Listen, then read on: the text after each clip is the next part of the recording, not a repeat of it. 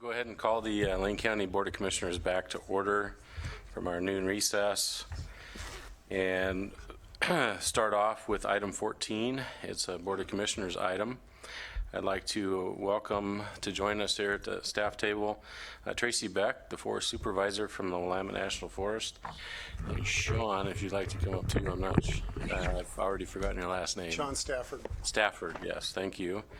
They are with the Willamette National Forest and like to give us a presentation on what they're calling Life First. It's a wildfire engagement direction that I believe they're going to embark on this year to work towards making sure that they have very safe employees out there when they're fighting fire. So welcome, Tracy, and good to see you again. Okay, thanks, Commissioner Stewart. I will pass out a few items. This is the letter from the Chief of the Forest Service to all employees in the Forest Service for this fire season. So I'd just like you to have a copy of it. Let's see, and then I need 4 more. Get that up to them. And then I also have a card here, and I'll explain what this is during the presentation. But the 2015 fire season had a profound effect on all of us. The chief had to go to 6 funerals last year. 6 firefighters lost their lives, and one guy was burned, so he'll never be the same again.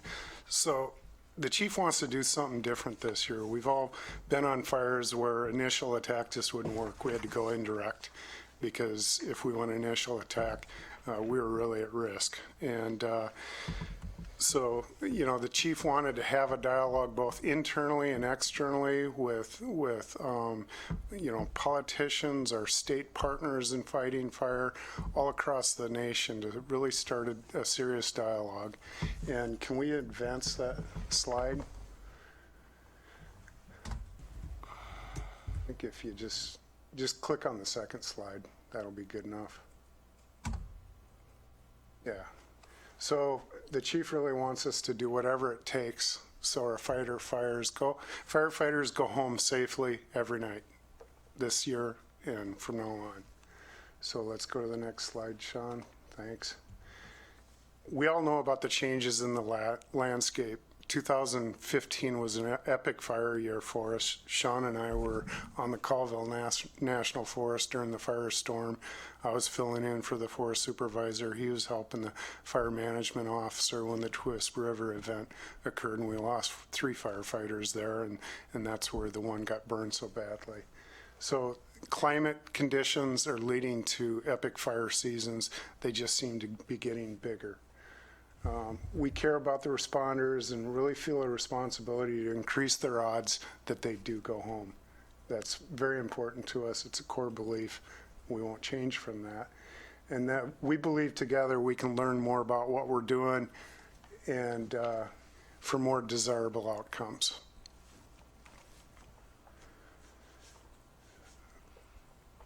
Okay, so before the fire season starts, we want to have these Life First fire engagements. We're actually in fire season. We've had 4 fires on the Willamette already so far this year. All of them are small. But just to have these meaningful conversations, I'll stop talking in a minute here, and we want to hear from you. But during every fire line engagement, our instructions are to stop, think, talk, and then act. Leadership commitments are to conduct learning and reviews. I'm having a hard time seeing that. I don't know, I have my glasses with me, darn it. I can make it bigger for you. Conduct the learning reviews, and we do that normally on fires. When we're successful, we have after-action reviews, and we talk about what we did right, what maybe we could have done a little better. That's just standard operating procedure for us. But then we really want to have these Life First engagements. The card that I gave you is a website to a SurveyMonkey survey. The input, and I really encourage you to go take that survey because my boss is watching. He's kind of counting up who's taking it and who's not. So you really helped me out by taking it. It takes maybe 20 minutes of your time, but this information that you plug in to that survey gets fed right up to the national level, and we'll all learn from it. And then finally, incident success is safely achieving reasonable objectives with the least firefighter exposure necessary while enhancing stakeholder support for our management efforts. So with that, Commissioners, I yield the table to you for any questions or comments. Well, first of all, I want to thank you, Tracy, for reaching out and wanting to have this dialogue with us. I think when you visited me, when you first became the supervisor, we talked a little bit about this, and I shared with you that it's been my personal experience working with the Forest Service, whether it's been in the Umpqua or in the Willamette or in this position, that I believe that the Forest Service does take extra care in not putting people into positions that might jeopardize their safety. So I felt like, my experience is that you already are. And case in point, the way I got to learn how you process and fought the fires up in the Oak Ridge area. Ranger Dwayne, he was inviting us to briefing meetings, I think once a week, and all the coordinating partners that were there and the teams that were brought in and how they transferred teams after they've timed out and different things. I really feel like you're doing the best that you can. So that doesn't mean that folks can't do better, or there might be things that get overlooked in situations. But I personally have always felt that you've gone the extra mile in making sure that nobody is put in the line of harm in these very dangerous situations. I mean, working out in the woods, I worked out in the woods for 18 official years as a partner with my dad, and who knows how many years before that I was drugging along in the pickup. And it's a dangerous occupation out there at any given time. Trees can fall, limbs fall out of trees, or rocks roll down, or whatever it is. And I think it's great to achieve everybody comes home safe every night, but we also, I think, need to have an understanding that there's always that chance that there might be a tragedy. So with that, I'd like to open up any questions from my colleagues or comments for Commissioner Bozevich. Thanks. Yeah, I appreciate the intent of Life First policy. As I'm not a native Oregonian, I can't claim to have worked in the woods for a number of years and all that, but I have carefully watched the difference between U.S. Forest Service fire response and BLM private ownership fire response by ODF. And there's a difference, a significant difference between length of time before, really pulling together and responding. So one of my concerns is that one of the reasons we end up sometimes in situations where we got a large fire is there's somewhat, at least from a layman's point of view, a lack of initial response in the Forest Service, where I see ODF as super committed to stopping fires at the one or two trees from a lightning strike to a couple acres if they can.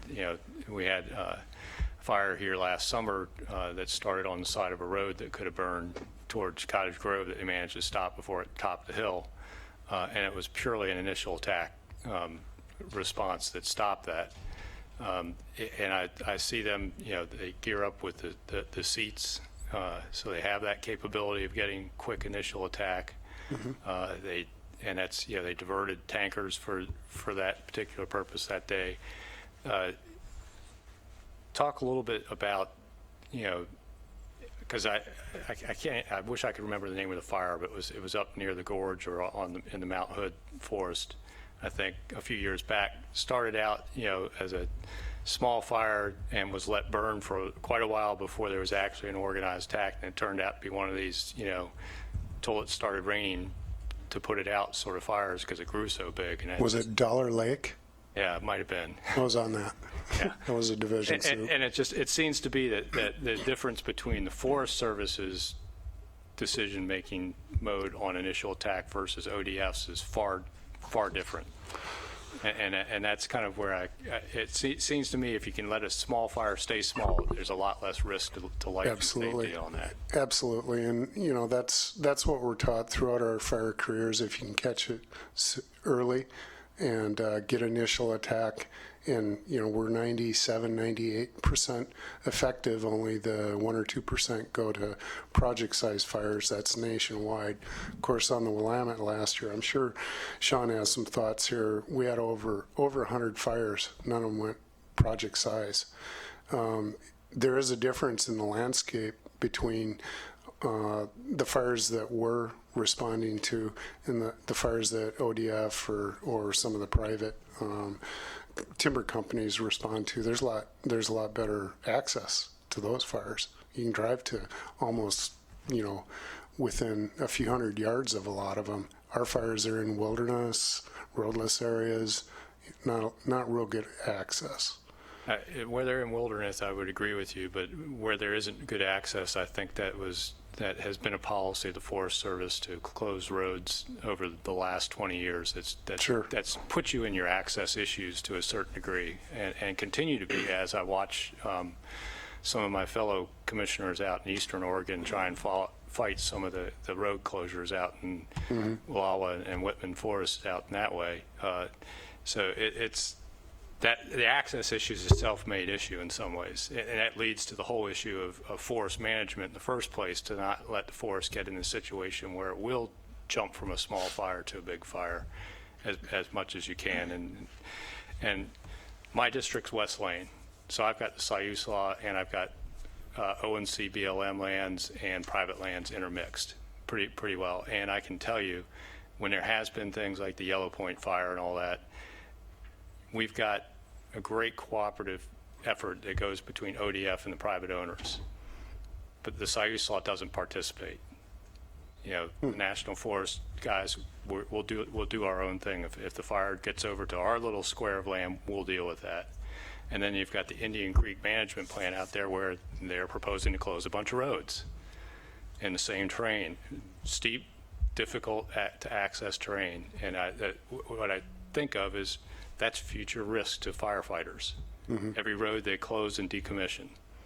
You know, I can understand maybe a closure and putting a berm up that you guys can deal with in a few minutes with a firefighting crew, but a decommission where they're actually tearing the road prism out, I don't understand the sense of that. So it's kind of like, on one hand, you guys are concerned about your firefighter safety. On the other hand, your management policies put your firefighters at risk.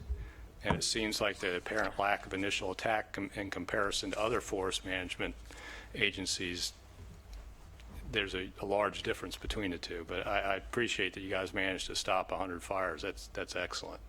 In a year like last year, where every acre from the Cascade Crest to the ocean could have burned. Yeah. And we stopped a few in ODF territory, and we lost a few like Stouts, you know. Yep. So I'm not saying that ODF is always successful. Can't catch everyone. You know, we stopped that one down there in Lorraine. It was a miracle we stopped that. And let me guarantee you that we share resources very widely. We just had the all partner meeting. ODF organizes that. BLM's there. We're there. The timber companies are all there. And when somebody needs help, we send an engine, or if we need help, we get engines. So we share across boundaries all the time. I'm aware that the ODF crews end up out in some of your guys' fires quite often. Because we were I attend the West Lane Fire Protection Association meetings regularly, and they talk about, well, we loaned this crew to that fire and this crew to that fire, because they were fortunate and didn't have any major fires in West Lane last year. Sure. So, and quite a few of them are Forest Service Incident Command, not ODF Incident Command. So, thanks. I just, I appreciate, safety first, but also, having a policy of initial attack, I think, would be really important. If I may take it a step further, we prioritize fires with ODF, and so I have suppression responsibility to administer the program for BLM in this valley. So I work kind of both patches. And we work so close with ODF that when we get multiple fires on the landscape, it is the ones on private land and on our borders that are the first priority. When we will take action on those and get to the other ones further on, deeper on forest later. Yeah, because a lot of times those fires are threatening commercial timberlands, and that takes more priority over national forest. Like I said, it was kind of a layman's view that there's a difference Sure. between the initial attacks policies between the two agencies. And you're right, if you catch them and you keep them small, it's less firefighter exposure. And if you keep your road systems open. Yeah. Commissioner Lycan and then Commissioner Sorensen. Thank you, Mr. Chair. The question I have really is, what are some things that we, as a board, what are some things that we can do to help you? I mean, the way I view it is that, for instance, we have very good working relationships with Congressman DeFazio, with Senator Wyden, and so what are some things that we might be able to do in a sense, provide you support? Because when I look at one of the things we talk about, and especially with some of these fires, is the excess fuel that's out in the forest right now. Someone's phone's going off, but anyway, so is the excess fuel out in the forest. So I don't know if there's some things that we could be doing, and but frankly, I view you guys as really you're the ones that are really. I'm not going to be too concerned about somebody in the palace back in an office somewhere else. You guys are the front line. So what are some things that we can do to provide support for you, especially because while we had a nice snowpack, that's melting pretty quickly. It is. And it would have been nice if we would have had another snow in about March or April. Yep. Didn't happen. And I was very excited at the beginning. Hey, 15 feet of bachelor, this is great. All of a sudden, well, that's the end of that. So letter writing, phone calls, what are some things we can do? And look forward to your answer. Okay, I can think of two different things that would really help. And one is for Congress to figure out a solution to fire funding. Right now, we're up at around 50% of our funding goes to suppression of large fires mostly. So if Congress can figure out how to fix the large fire funding, there's a lot of bipartisan support to do that. That would help us because in a bad fire year, they come to us about June 1st and they sweep funds away from us, funds that are geared towards going out and treating fuels and making landscapes more resilient to fire, so it'll play its natural role. Those get swept up. We do get them the next year, but it delays work. And then the other one, dealing with increased active management on the forest and supporting increased active management of the forest. As a firefighter, where we make stands or where we've managed forests, where we have roads, where we have access, those types of things we can put in black line and fire and stop a fire in those areas, as opposed to, if there's no access and it's unmanaged forests and there's a lot of bug kill and that type. That's not a place you can stop a fire. So we have to address forest health issues. So your support of giving us the tools that we can get in and more actively manage forests would help. Well, I must tell you, your latter comment is great, and I don't think you're going to get an argument from me personally, and as well as others on this board. I mean, Commissioner Stewart and I share one thing. The difference is he actually did work in the woods. I didn't. We both come from pretty prominent timber families, and so, but he actually did heavy lifting. I play golf. Anyway, and drums, and no, I did get to run a little bit of equipment here and there once in a while, but Faye did the real work. So that, and I'm glad to hear you say that, because I think that's key. This is one of the things I think we've been discussing, arguing about as much as possible is that just having a good, solid forest management plan in place, which unfortunately there's a lot of talk. But again, I think hearing from the two of you that are actually on the ground floor, that actually see what's happening, is very important for us. And so I really appreciate that. I don't think people understand that the excess fuel in these forests and can really cause, I mean, this is so much of a cause. I mean, if people have actually seen a forest fire up close, not from what they see on TV, but close enough, it's like an explosion that's happening in some of those areas. And I don't think people understand that the way they should. So I think that comment is great. I really appreciate that. And I know that on the Senate side, I know Senator Crapo from Idaho and Senator Wyden, I know that they've talked a lot about trying to provide more money to fight forests. Congressman DeFazio, I think the plan that overall that he had in place with Congressman Walden and Schrader. Now, while a lot of that was ONC, I think overall that plan that came out of D.C., in fact, Commissioner Stewart was really involved in that. I think it was a good forest management plan. Unfortunately, it didn't happen. So, from our perspective, I know there's plenty of us up here that will tell you that that's a high priority for us. It's a revenue stream for the counties, obviously, but even more than that, it's a safety piece for you folks. So I really appreciate your answers. Thank you. Commissioner Sorensen? Thank you very much.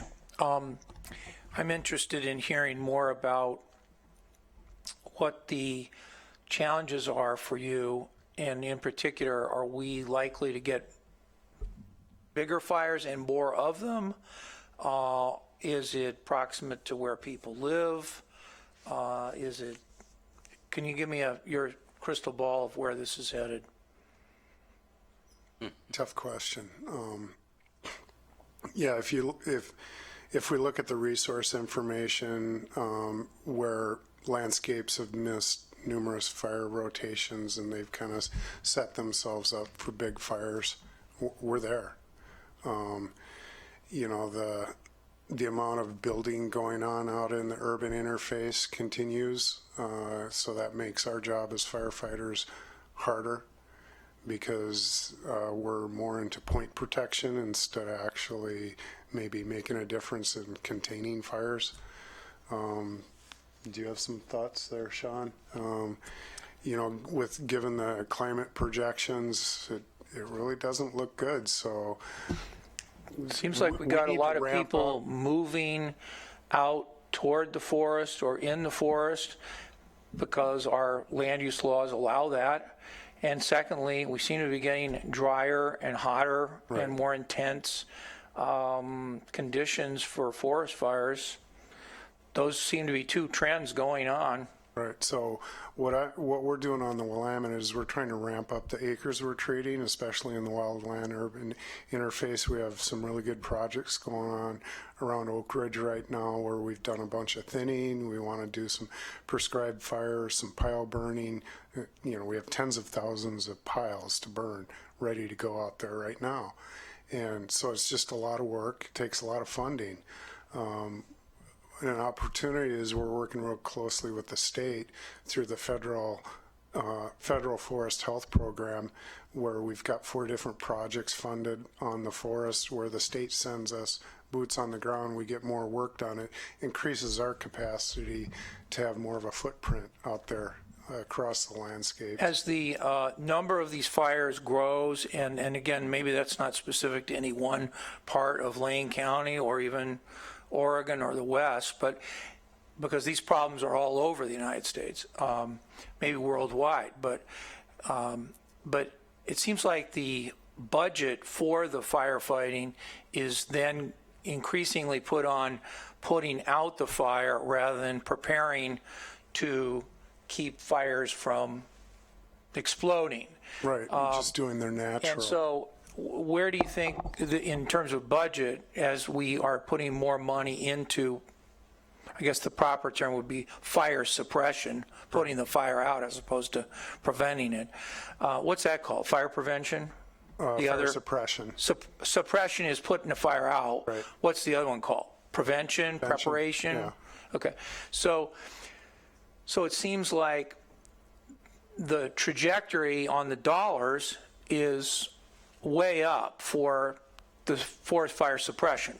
Correct. Do you have a sense of what that is on the Willamette? What is the dollar amount, say, comparing, 13, 14, 15, 16, 17, 18, 19? What is that trend in terms of dollars?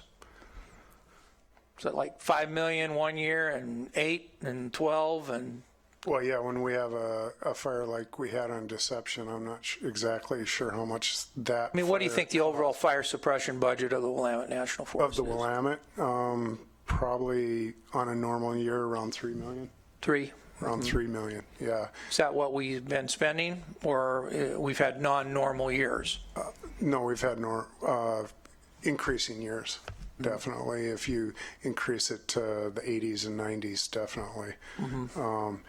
And then when you look at what we're putting into actual on-the-ground implementation, we don't get a lot of hazardous fuels, and that's generally the type of funding we use to treat acres.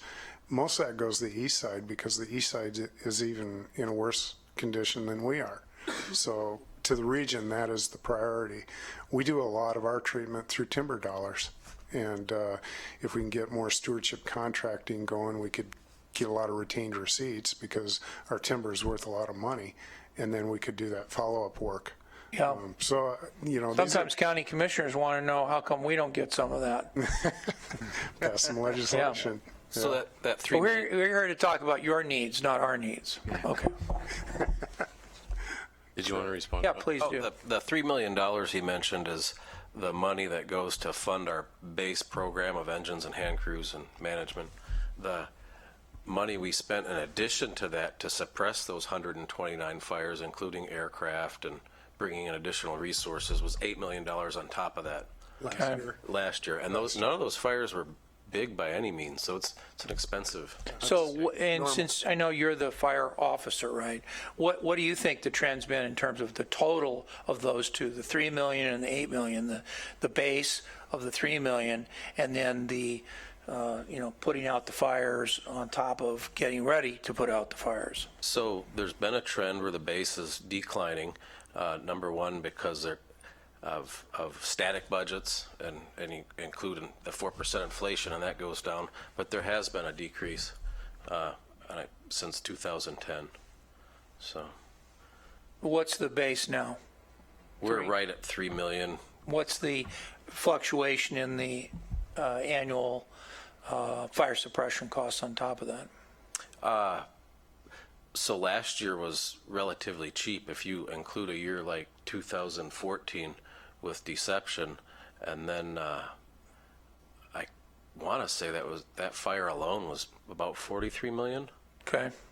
And during Deception, we had 100 other fires going on that didn't make the news because we were catching those. Right. Wow. So Okay. Thank you very much.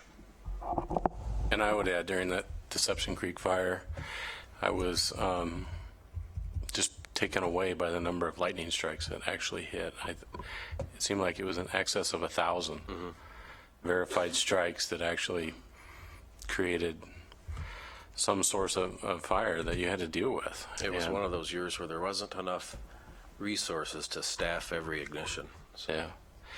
And if I look back historically, and you look back in the days when your harvest was much higher, you had crews out there, you had different types of equipment that were doing the work. I mean, today we've gotten these huge mechanized pieces of equipment. Years ago, almost every logging site had a bulldozer on it or multiple bulldozers on it. And with the sheer number of employees that were on site, much more.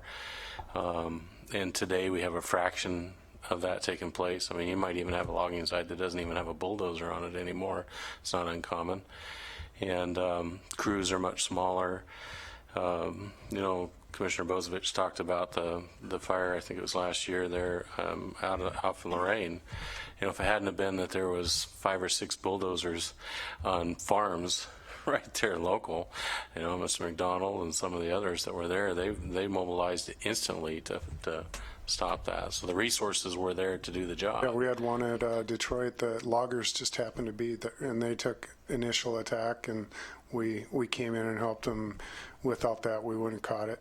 And so that's kind of one of the benefits of, you know, being able to manage the forest and have crews out there and people doing work, is you have people there on site ready to do the work. And not to mention when, you know, 20 years ago, your staffing levels in the Forest Service alone was probably 3 to 4 times more people than you have today. Commissioner, I was on Lowell District in 87 and 88, and this forest had 1,000 people, permanent full-time 1,000.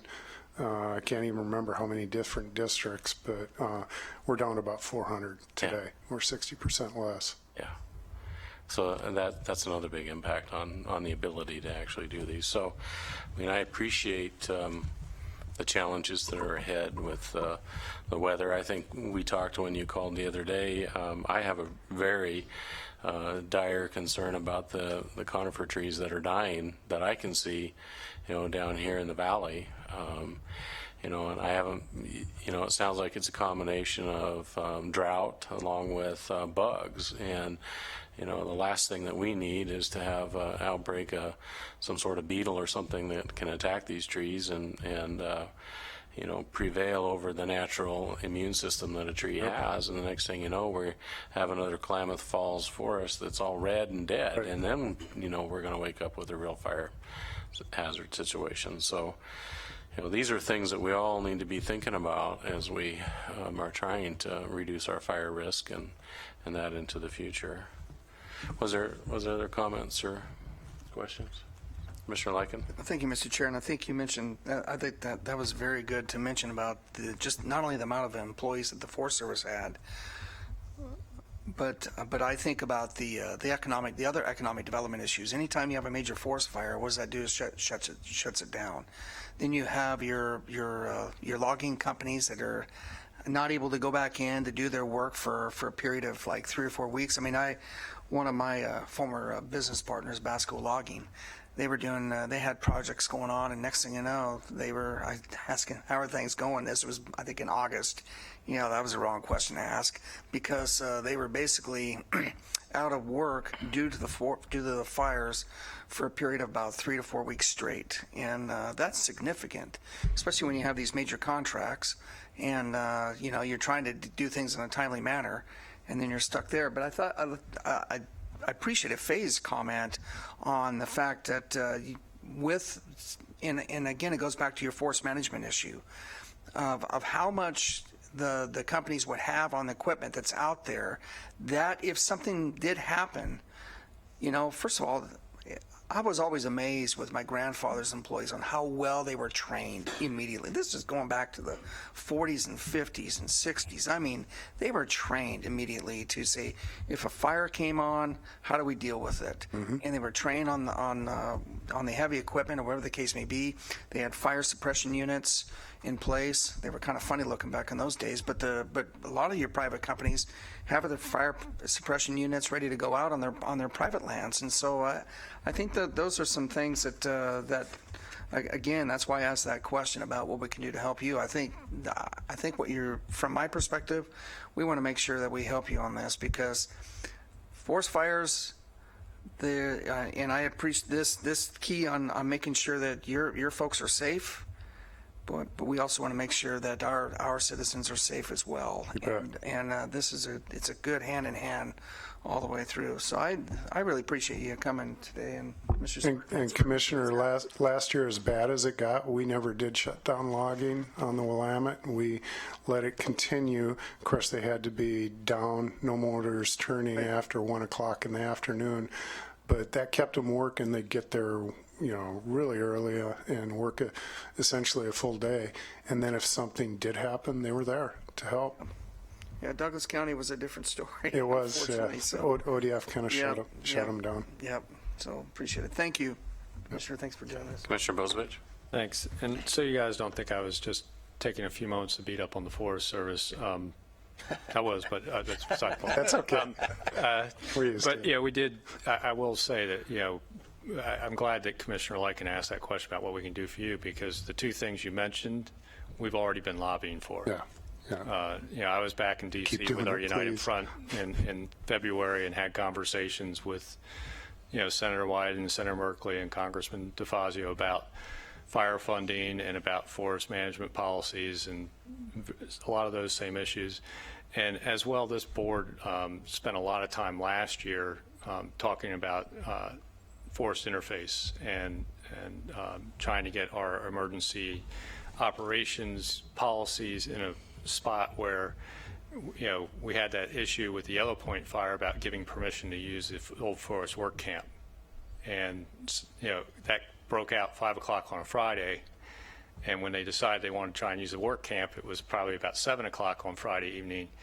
And trying to find out who had permission to give permission to ODF to set up a fire camp on county property at 7 o'clock on a Friday evening got to be a little bit difficult, because it was kind of a piece of property that was sort of in county administration's hands, because the sheriff's office had kind of turned it back over to administration because they were no longer running it, and it was who had permission. And it was kind of one of those things where we granted permission without really knowing who had it. It's like, we'll ask. Sometimes you have to. We'll worry about that later. But yeah, we've done a lot of work over the last year in our internal policies and emergency operations plans to try and make sure we're going to be a better partner when it comes to fire, and particularly, all the things we have to do to, either request state aid or just be at that moment and having the delegations of authority all set up. We even went through an ICS 401 training with the board so we could understand a little bit more about ICS. The one thing I might have an advantage over these guys is coming from a water utility that used ICS, set up for our emergency response. Sure. From whether it was storm response or other issues. I had quite a bit of ICS training. The rest of these guys hadn't even been introduced to it, so it was. We are looking to be a good partner, and we have been thinking about this as a board for quite a while. Whether it's the Cascadia subduction zone earthquake or it's a major forest fire, we're trying to get the county ready and more resilient and prepared for those emergencies. So, don't feel like we're just here to. I'm just here to pick on you. We also are looking to be good partners. No, I see it as constructive feedback. Well, not seeing any more comments. Tracy and Sean, thank you for being here today. I would offer, Tracy, anytime you would like to come to the Board of Commissioners, please feel free to give us a contact. I know that in the past there's been travel management plans. Future might be some forest management plans coming down or some other issues. So we're open to try to assist and help in any way, and appreciate the partnership and hope to further it into the future. So thank you very much. Thank you, and thanks for the invite back. And please go to that survey and feed your input up to the national level. Okay. Thank you. So we'll move on now to county administration items under 15. So the first item is A. It's order 16-06-07-08. So the matter of revising the 2015-2017 Grant Aid Justice Reinvestment Grant Program, House Bill 3194, and the 2013-2015 Justice Reinvestment Grant Program carryover budgets, approving the addition of one full-time parole officer in Fund 267 with parole and probation to be assigned the gender-specific caseload, and delegating authority to the Public Safety Coordinating Council Chair to sign and submit any revision reforms required, the PSCC Chair signature, and to the County Administrator to execute any additional grant documents, international agreements, and contracts. I'd like to welcome Paul Solomon, Chair of the Public Safety Coordinating Council, and Susan Sowards. I'm guessing Susan must have wrote the introduction item. All right, so Paul, go ahead. Thanks. For the record, I'm Paul Solomon, Chair of the Public Safety Coordinating Council. Thanks for squeezing us in today.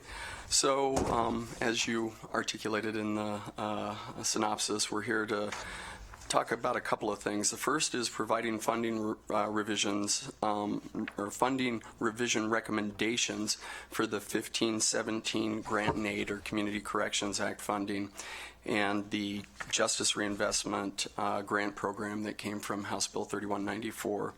Additionally, we have a number of housekeeping issues regarding PSCC membership and the bylaws that Susan is going to walk us through. But first, I'd like to begin with the funding revisions in Board Order 16060708.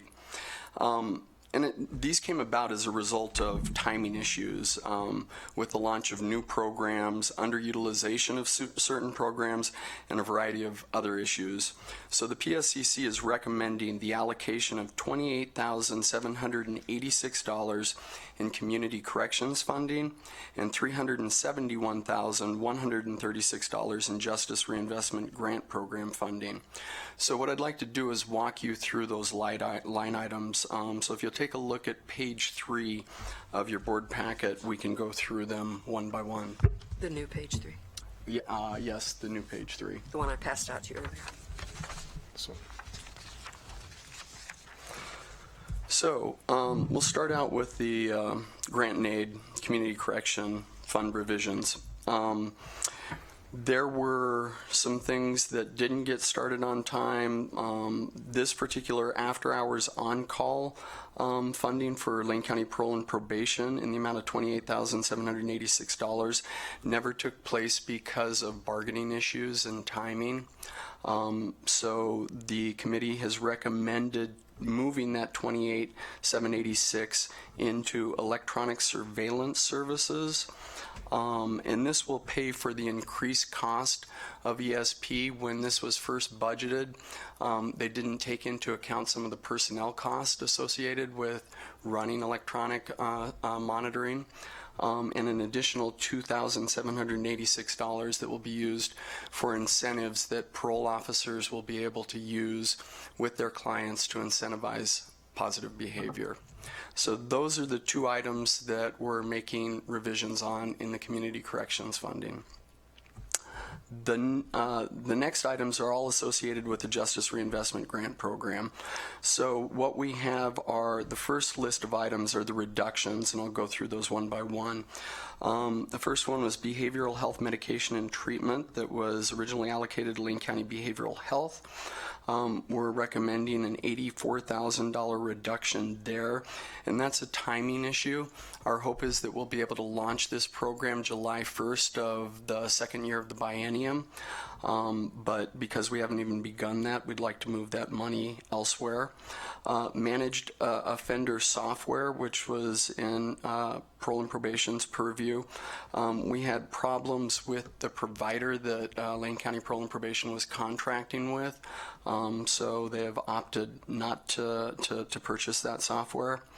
Cognitive behavioral treatment and incentives, that was through local provider Emergence, and there's an additional $40,000 that's available there because of low utilization. And as a reminder, with the passage of the Affordable Care Act, most people on supervision are eligible for subsidized treatment.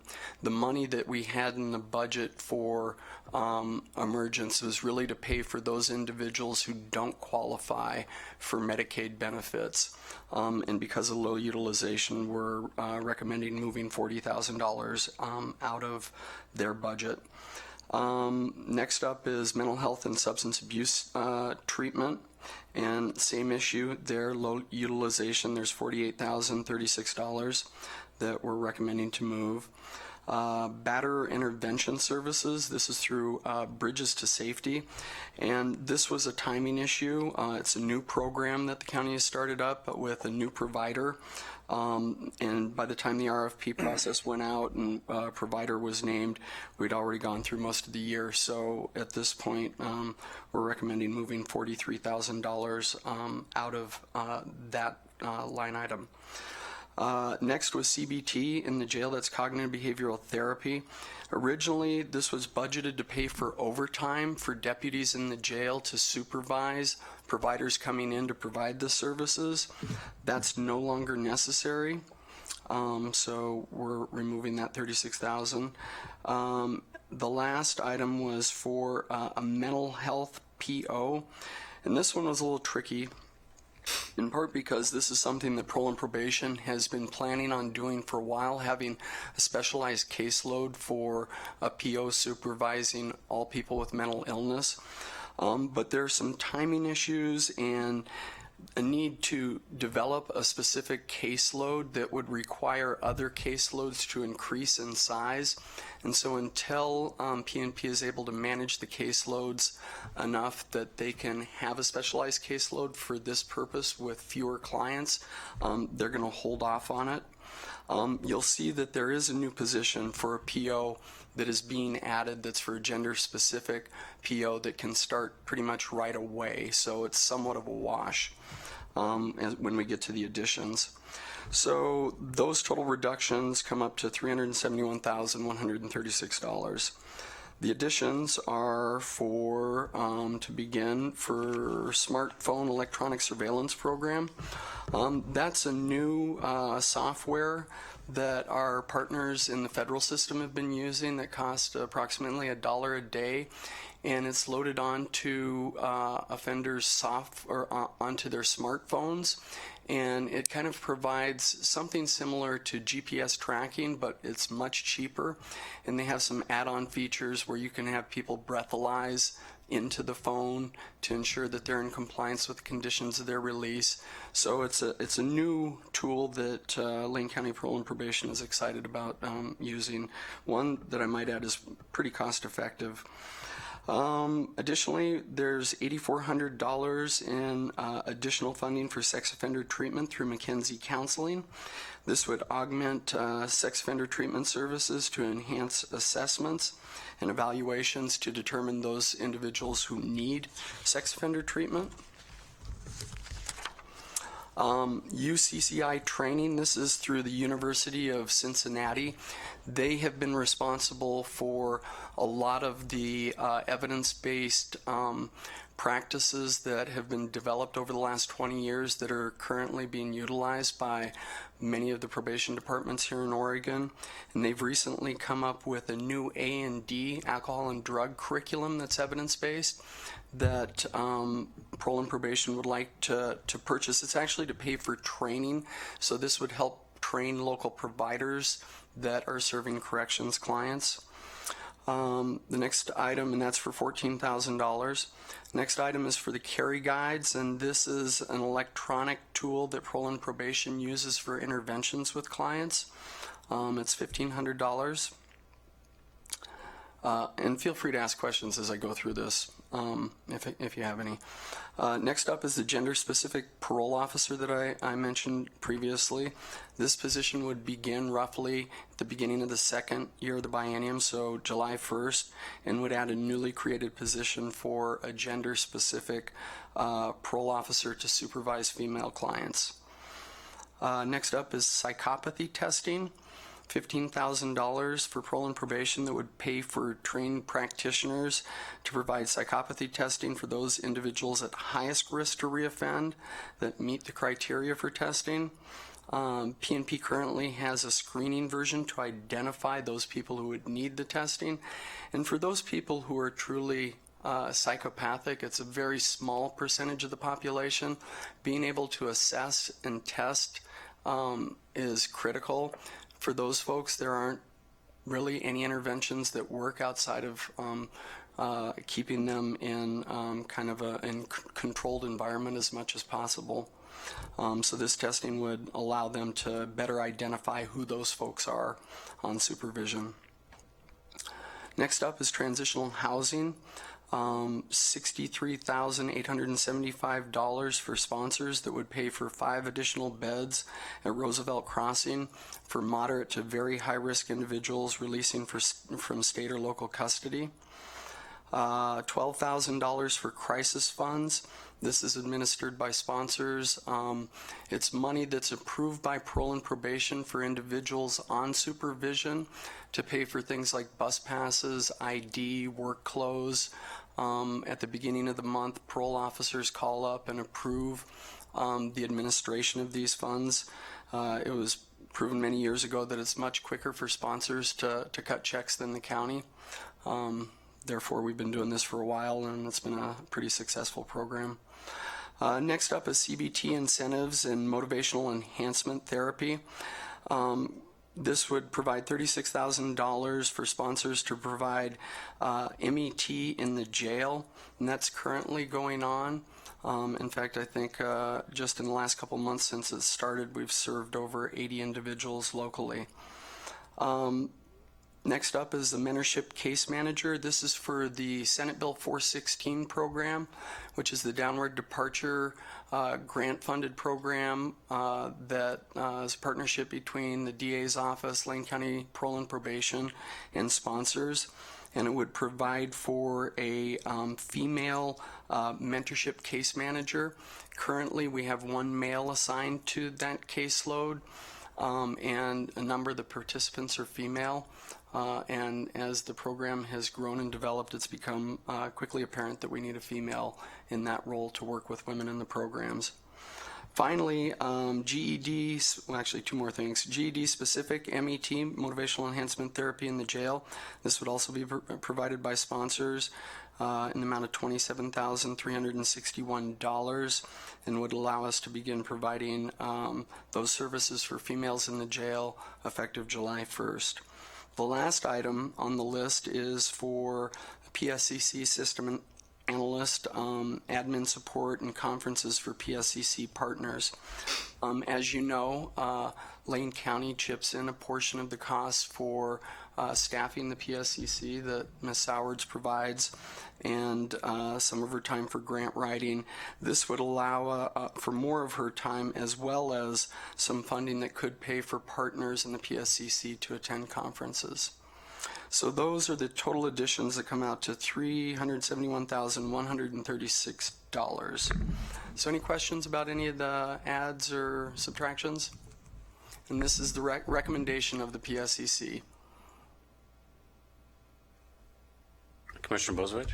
Thanks, and thanks, Paul, for the summary. Could you just real quick review the flexibility in funding and the fact, you know, I'm aware of this, but I don't know if the general public or the board might be aware that, you know, when we do get cost underruns and we have to reallocate them, that there's limitations on how those funds can be reallocated depending on whether they're from the Community Corrections Act or whether they're 3194 or whether they're carryover funds, and the flexibility in those, so that folks understand why they seem to be going to all these various programs. Partly is because of the limitation of funding and their existing strategies we've already applied for in our that are already approved in our current grant. But if you could kind of go over that real quick for everybody. Chair Stewart, Commissioner Bozievich, Commissioners. So there are a number of limitations, particularly with the 3194 funding of the Justice Reinvestment Grant Program. In order for us to reallocate funds, they have to fit within an existing strategy that we have already defined in our previous application to the state. So all of the things that are listed there fall within existing categories. With the community corrections funding, it's a little more flexible, but we didn't have much to move around there. So we really had to do quite a bit of work to make sure that we were within the framework of our current application to the state. And as a reminder, this funding is being provided to the counties to do two things. One, to reduce recidivism and reduce the county's dependence on prison beds. So to the extent that we're able to do that, this fund will continue to grow. In the 13-15 biennium, the state allocated $15 million. In the 15-17 biennium, we received $40 million. It's projected to grow. The last number I heard for 17-19 was $53 million. With Lane County being roughly 10% of the state, that's a significant increase in public safety funding. However, the state in this last round put some pretty strict strings on how that money can be used. It has to be used on evidence-based strategies to reduce recidivism or strategies that reduce our dependence on prison beds. Thanks, Paul. Yeah. Other questions? All right, seeing none, I would entertain a motion to approve the order, which was 16-06-7-08, and I'm going to refrain from reading the entire description. So moved. Second. All right, any further discussion? Seeing none, all in favor? Aye. Any opposed? Passes 4-0 with Commissioner Farr excused. All right, so we'll move to item B, which is Order 16-06-07-09. It's in the matter of revising the bylaws of the Lane County Public Safety Coordinating Council and adding a Victim Services Agency Executive Director position to the membership. Once again, I'd like to turn it over to Paul Solomon, the chair. Yeah, Chair Stewart, Commissioners, for this particular item, I think Ms. Sowards will walk us through the details as she is the resident expert in the bylaws of the PSCC. And if you thought that budgets were boring, we're now going to walk through bylaws. I'll apologize for that in advance. Mainly, the revisions are for housekeeping items, and I'll explain that as we go, with the one item that's new being adding a Victim Services Agency Executive Director position to the membership, and I'll talk about that when we get there also. Feel free to stop me at any time with questions. If you'll go to the actual, I've attached the bylaws to the order, and there are two versions. One is the version in legislative format, and that's the one we'll walk through. Part of what's happened with the PSCC across the years with local public safety coordinating councils is, without really any warning to us here in the counties, bits of legislation have been hung on the PSCC and responsibilities have been added. And when I went to go through the Lane Manual update that's been going on here at the county for legal services, I realized as I searched the statute for LIPSIC that there were lots of new things. So I wanted to add those also to the responsibilities that are in the bylaws. And also some went away. The Commission on Children and Families, for instance, went away so that some of the direct link that was there with juvenile planning for children and youth is just no longer there, or it's there with different wording and so forth. So the first thing is that a lot of these happened several years ago, and we're just not catching up, but created a facility advisory subcommittee when provided with information described about establishment of halfway houses and other facilities. So the PSCC has to have a subcommittee to look at that and make recommendations. And I'm sure if I read the whole statute, it'd be clear to whom. I think it's to the Board of Commissioners to then recommend further, because we don't directly recommend anything to anybody but you guys.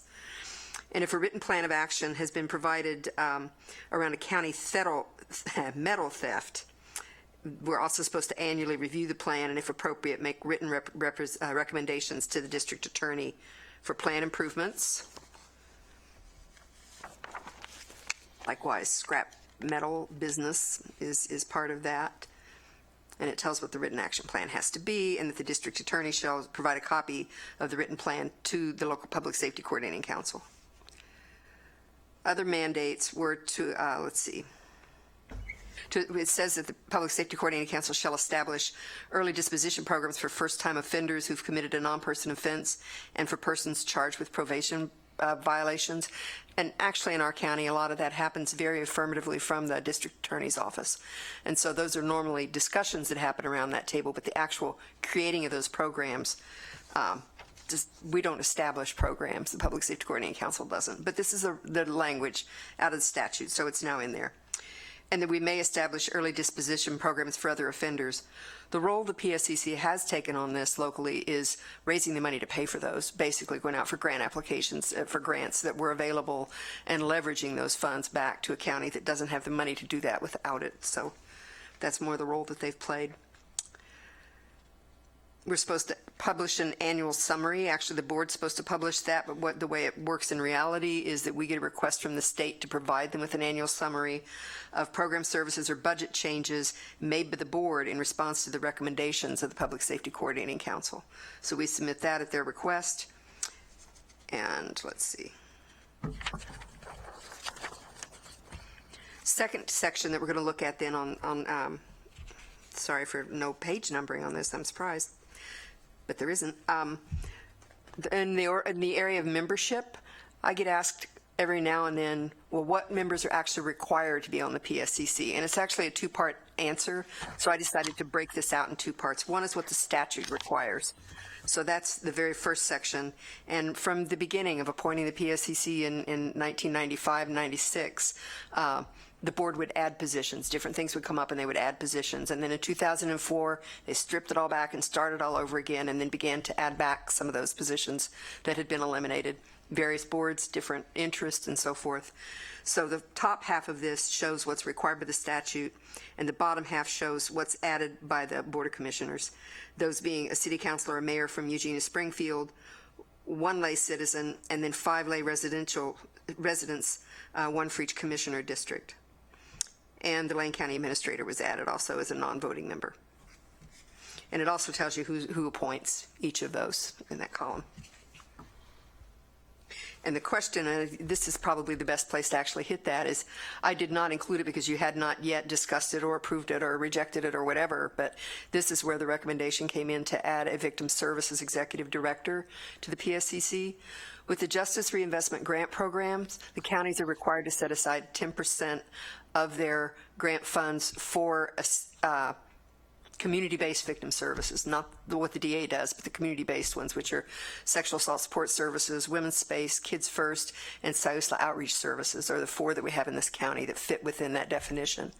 So they did that this time, but it raised the issues of it really would be helpful around that table to have someone that their job is to represent victims sitting there. Everybody sees that as their job, but that really is, this is what these people do, is victim advocacy. So that's part of the recommendation for action today, in addition to adopting, is to act on that item also.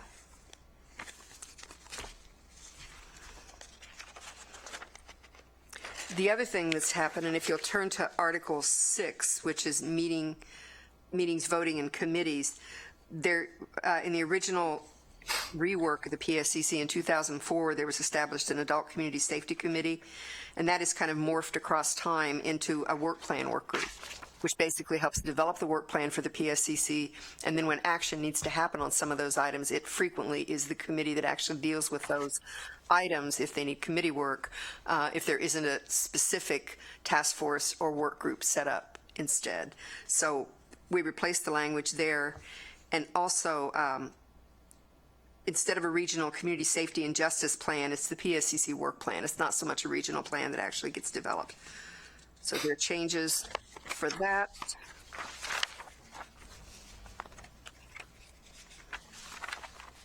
And I believe, yes, that is it. I don't know if anybody has any questions or anything. Questions for Susan or Paul?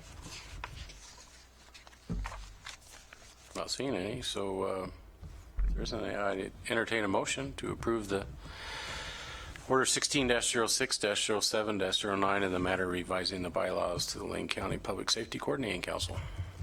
So moved. Second. Any further discussion? Hearing none, all in favor? Aye. Passes 4-0 with Commissioner Farr excused. Thank you, Thank Paul. you. Thank you, Susan.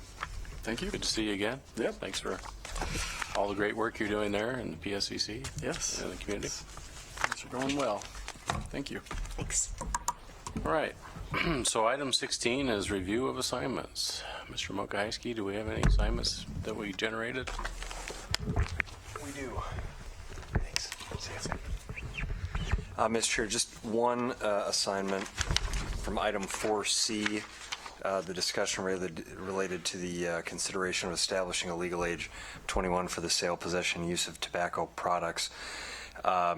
So there were 4 items that I took here. We heard that the majority of the board, actually all 4 commissioners indicated support for moving forward.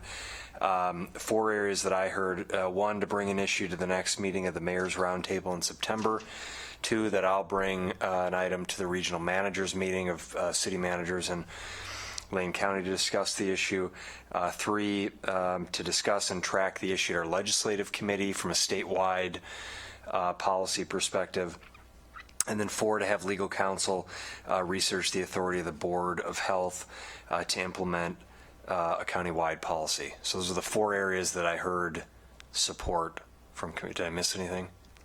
Yeah, I think we were talking about some, well, maybe the check-in with the regional managers would help with the meetings, potential meetings with elected officials. Yep, my thought was to bring it to the regional managers to ask that they go back to their respective city councils and mayors and ask the question about what's the best way to bring folks together. I think that from a logistical standpoint, there's probably a solution we can come up with that, as opposed to trying to schedule 13 different elected bodies coming together at the same meeting, some other opportunity to provide input. Okay. You capture it? All right, thank you. So we've already had our executive session. Is there any other business to deal with today? I'm not seeing any, so just a reminder, next week is a down week for the board. And our following meeting will take place on